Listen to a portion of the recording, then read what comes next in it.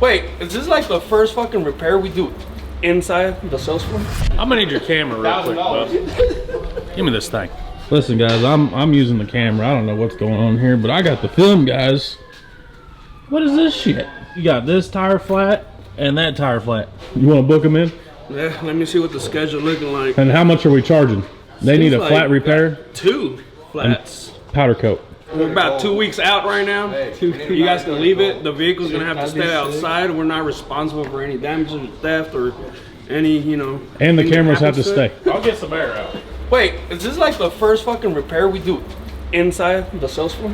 Chad, this motherfucker will blow up. It's like hitting switches. Oh shit. Brett working. Whoa, you better calm down. There we go. They all flat. Oh my god. Oh. Who put this shit together? Because they did not air up the tires. Holy shit. Look at you. This one's flat. That one even have a valve stem? They put it on backwards. They put it the wheels on backwards. Can I invoice you guys out? Oh shit. We rocking hay dudes. Yeah.